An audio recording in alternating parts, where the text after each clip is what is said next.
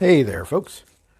I realized yesterday while I was doing some detail work on the Grinch that I had mentioned showing you how I do some of the detail work on skin. And I left the Facebook Live video and went and did some research because the sculpture that I'm working on here, I wanted originally for it to have fur on the face, and then I decided to change it into skin.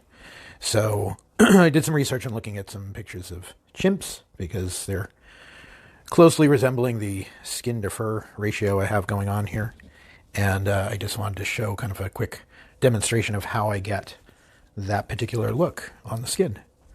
So now if I can find the tools I was using, that would be great. So I have dental tools are part of a lot that I sculpt with, stainless steel. Sorry for the weird focus there. And what I would do, so I'm actually going to, just for you folks, I am going to take out some of this detail. I'm pretty happy with how it's looking. But I want to at least show a demonstration here. So the face as it is right now, this section of the muzzle is going to be flesh, right? So I started out with smoothing out all the fur that was here. And actually I decided against those little whiskers, or those little hole areas where the whiskers would be. I'm still not sure if there's going to be whiskers there or not. But I'm going to smooth them out for the sake of this. The other thing I did was reworked that lip sneer. The way I had it before was kind of this more animated looking, non-realistic gap on the side of the teeth there. And I really it didn't really look like how it looked after. So I added a piece and then I kind of added the lip wrinkles there. So doing this technique, one of the things I use are my handy dandy magnifier glasses, which you can get at Target for pretty cheap. I use cellophane or plastic wrap, just your average dollar store version will be fine. And you just kind of lay it over and into the areas while it's loose. You lay it into the areas where you're going to be working. So we're going to be in this general vicinity that I just took the detail off, right? And I wrapped it around the nose, pressed it in there. And with my dental tool, very easily, not easily, I shouldn't say that. It's taken some practice to understand that the line weight, just like with if you were drawing, is very important to this process. So before I used to just quickly drag the tool over the area. And then I've learned since then to just be a little more patient with it. So I want to make sure it's fairly smooth. The nice thing about doing this process, obviously, is that you can see through the cellophane. So you can see where you're adding those lines, right? But you can also just pull it off immediately and take a look. And if you don't like how it's looking, you can smooth it back over and do it again. So I typically, for something like this, just use the tiniest pick head on the dental tool and drag it across the area. I've tried this a few different ways, actually, how these wrinkles lay on the face.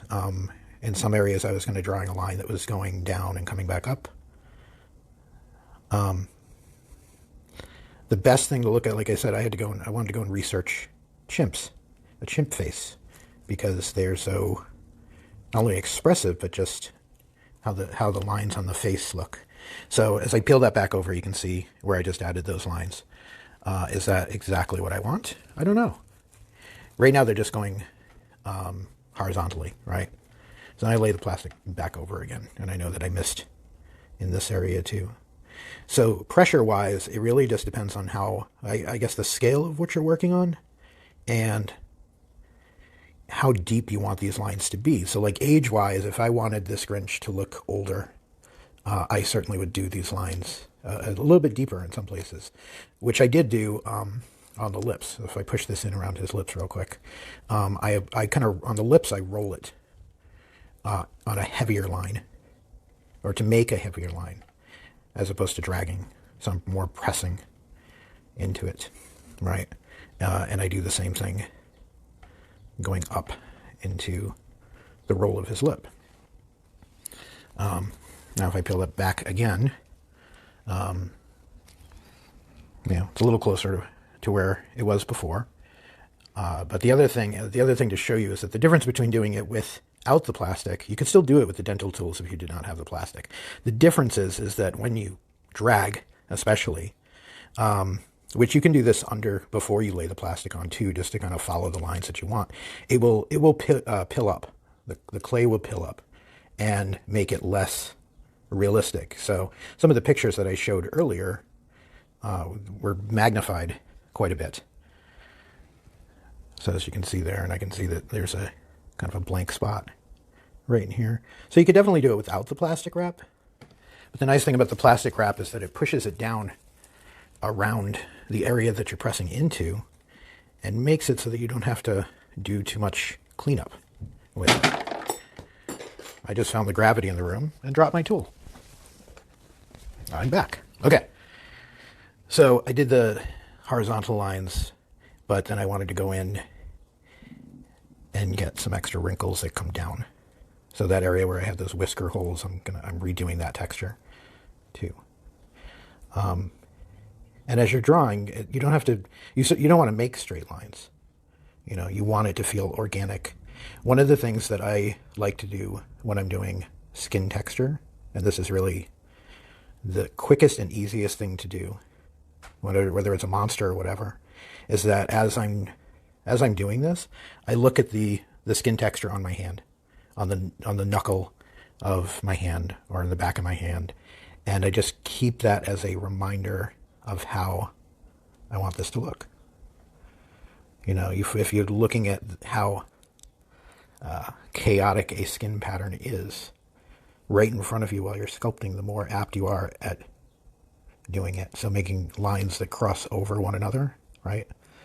And again, it all depends on the texture of the skin, but certainly being able to look at reference, the quickest reference you can look at is your own skin. So, and I pulled it back over. As you can see, we have a nice, sorry, the light is so harsh. Actually, let me try this. If that helps a little bit. I think it does. Maybe not. Can't see the texture as much. But it gives it a nice natural feel to the skin. So I will continue that pattern. I'm going to wipe out the fur that's up in this area as well and make it skin. The fur kind of starts up in this area and around the corners of the mouth. But I've already gone in and added kind of the chapping and cracking around his mouth there. And then I have to do all underneath his chin until it gets to the beard. So, and I'm going to be adding in a couple of little folds, fat folds in there too. But I just wanted to be able to show you this. It's also going to continue into, I think, the palm of the hand is also going to be a skin texture as well. But, still quite a ways to go. A lot of cleanup to do. I reattached the new tendrils up into the top of his head today. Added a little more detail around the eye areas. And, like I said, if you, try this if you can, even if it's just on a block of clay. I'm a big fan of how the tutorials at the Stan Winston School shows you when you're sculpting that you just basically take a 2x2 clay frame of like monster clay or oil-based clay of your choice, and just fill up that clay canvas with detail sculpture. Ears, eyes, skin, and then at the end of it, you've got this wall piece that not only did you learn from how to make different textures, how to make different skin folds and things like that, but you have a piece of art you can hang up and look at for reference. So, I'll go in and keep reworking this if I want, until I feel that I am happy with, I guess, the age of the skin.